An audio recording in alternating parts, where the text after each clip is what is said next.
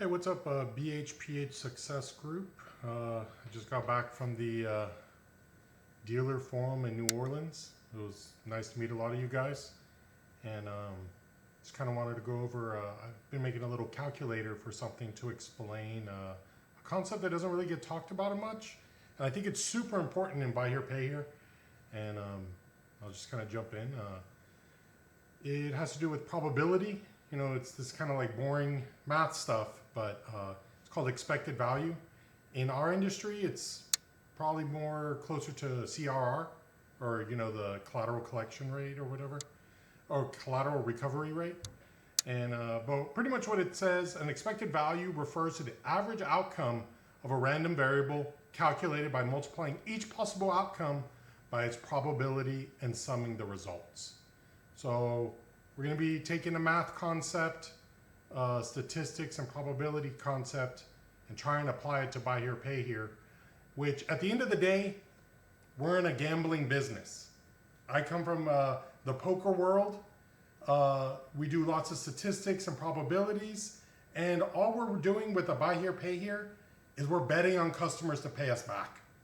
And you don't know, maybe you get nothing, all the way down to you get the entire principal plus all the interest, you know, and we're gambling, and we want to take as much gambling out of it by doing as much of our homework beforehand before we make these bets. But from what I've seen, a lot of people, hey, you just throw out the bets, there's profit in the loans, and you just kind of make money. Not exactly sure how, but there's cash flow. It exceeds servicing the debt or the costs. So it can work without it. But I just want to go through here. Here in blue are my assumptions that I'm going to use for our calculations here. We're going to use, this is kind of like my assumed business model. And looking at an ACV of about $4,000 plus about $1,000 in recon. It's going to be about $5,000 cash in deal. I'm choosing numbers, round numbers, to make it simple. Usually the black book clean of numbers, you know, that ACV about 4,000 average wholesale, you can clean them as, or, you know, black book clean or extra clean is about 10,000. So these are guesses. I mean, some of y'all do 125% or 150% of black book clean. Whatever makes it happen, you know. The sell price. The gross. This is the sell price minus the cash in deal. So you're going to gross about $5,000 on this deal. I'm assuming $1,000 down payment. And so that makes the amount financed to be about $9,000. You know, $10,000 minus the down. You're doing that. When we take the down payment, I'm kind of thinking of that as the first bit of profit we're pulling out of it. You know, because we need cash flow for today to cover costs that occur today, to cover commissions and all that. So out of the amount financed, we only have about $4,000 of gross left in the loan. This is kind of like if you sold a loan or something, like day one. I don't know if people even buy those, but like you've already made some cash flow from the down payment. And I'm assuming interest rate of 24%. And if someone paid off their loan in the time in 36 months at 24%, if they pay off the whole thing, we would get about $41.50 in interest. What I'm using here is like a bank cash flow. If the bank gives you, you know, they give you about 58%, which usually covers your cash in deal for the car, gets you out. And usually on that, you know, let's say you're paying 20% interest. That is this over 36 months. You know, these are all kind of estimations. They're not perfect, but we're trying to demonstrate a concept here. Here's some of the costs. This is overhead. Okay. This is the overhead divided by the number of units sold in a year. This is just to kind of figure out how much do you spend to make a car get ready. And so if you sell 200 cars a year and you have expenses of 400,000, you know, if you divide it out, you would be paying about 2,000 of overhead per unit sold. So this is kind of where I come up with the lot fee. This is just kind of your expenses, you know, rent, insurance, all that kind of like monthly stuff that's kind of fixed. The cost of capital is this. This is the 1,700, but you're usually only doing it by the collateral recovery rate, which I'll come back to. The collectors and repos, or servicing, which is collectors and repossession and stuff like that. These are costs. I'm just kind of ballparking it. You know, collectors aren't free, repos aren't free. They are a cost that is going to occur on most of your cars. Marketing, this is how much you spend to make a customer happen. This is a ballpark. I think it's kind of like an industry average. I'm going to end up making the case to spend more here, but we'll come around to that. And then commissions, whether you pay hourly sales or you give someone a commission, it's just like kind of the cost to make a salesman make this deal happen. You know, you could be paying them an hourly plus a bonus, and you average it out to be about 400 bucks. So your costs are about $4,000 per deal. Up here, this is where it starts getting, we're going to start using the EV, or the collateral recovery rate. So industry average is 70%. That's kind of the number that's thrown around everywhere. I think that is probably pretty accurate. This includes your good deals, your bad deals, whatever, 70%. And so what I'm doing here is I'm saying how much the EV principal is the EV rate, which is 70% or 0.7, times the amount financed, which is 9,000. So in principle, on a loan, we're going to collect about $6,300, right? And the EV profit that we're going to do is the amount of the principal, $6,300, minus the cash in deal, right? This is like if you sold cars and you did zero interest. You know, this is just the amount of principal that you get back. The down payment's a down payment. The amount of financing income. Now, this is what we expect to collect, about $2,900, but this is this amount that if they paid off the whole thing times the likelihood of what they're going to actually pay, which is about 70%. This isn't an exact science. This doesn't count in that, you know, when you get a repo, you're not getting interest on the repo, you know, the repo income or whatever, but this is just to prove a point, right? Total cash collected. So this is the amount of the principal that you collect, right? Plus the amount of the interest income that you're going to collect. So it's right there. And then our total gross profit is the down payment plus the principal that we're going to collect plus the finance income minus the cash in deal. So on an average deal, we expect to get about $5,200 after paying, you know, our principal payments back to the bank. So looks kind of good. And this is how much after the cost. So this is how much cash extra we expect to collect beyond the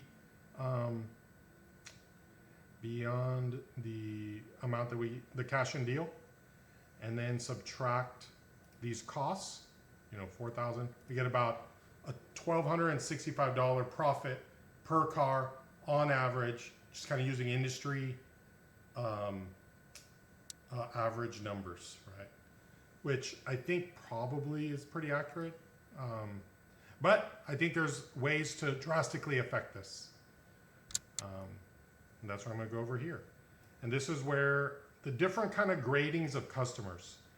Customers drastically affect the collateral recovery rate. And this is where scoring systems like Neo or there's some different ones that score customers and can get you different numbers, like how likely they are to pay.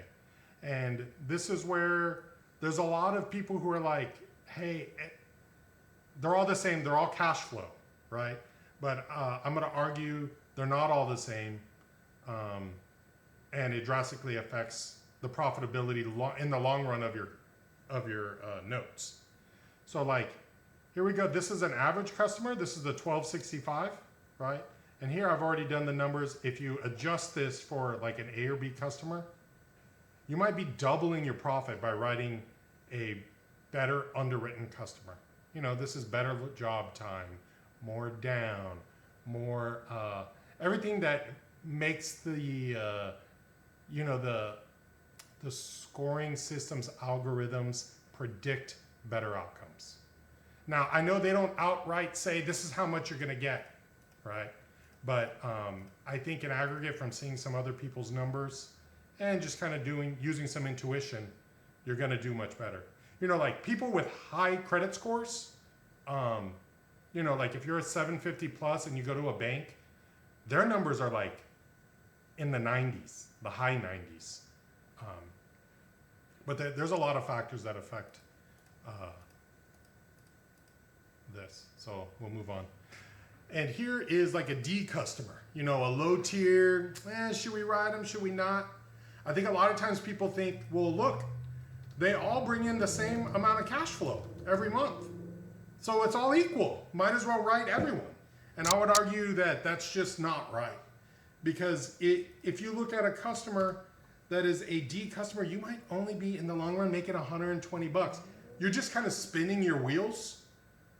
It's very marginal, and you kind of need them to perform.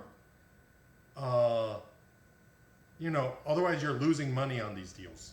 But it's very easy to say, oh, I'm not losing money, I'm making cash flow. But it's the duration of that cash flow that matters, I think. Here we go. As you can see, like the difference between a high tier customer and a bad customer is drastic. Here you're doubling industry average profit, and here you're spinning your wheels. You know, this is just a headache, and for what? You're not even making money. Like if you had a book of all D customers, right? You're not making money. It's drama, stress, and it's super tight. You know, there's just so many ways to fail. And I think that we need to be trying to get better scored customers overall. And that's not always credit score based. That's, you know, even just the distance to your lot affects your CRR. You know, you can help someone who's 2 miles away from your lot than someone who's 83 miles and needs a car repair. You know, that can kill a loan. And this right here is the amount of cash collected for each customer grading, right? Here, it seems like, okay, if this is industry average, that on the average loan, you're gonna bring in about $9,205, but you owe all these expenses. You owe your overhead costs. You owe the bank their money, right? You owe your collectors, your ad spend, your sales. All these things take it down. But they all produce the same cash flow, whether it's an A tier customer or a D tier customer. Next month they all pay the same amount. But that's where I think that it's you know, you have to look at how long are they going to pay, how much are you going to collect in the long run over these customers. And of course, you know, an A customer that loan can die in 3 months. And a D customer can pay off the whole loan, right? But you can't like get lucky and then start thinking that's your future. You have to kind of use numbers and you know, bigger data sets to kind of be able to accurately predict your cash flow. That's kind of it for that topic.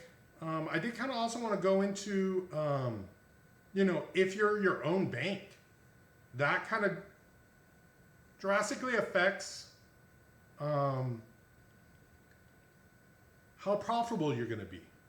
So if you're your own bank, right?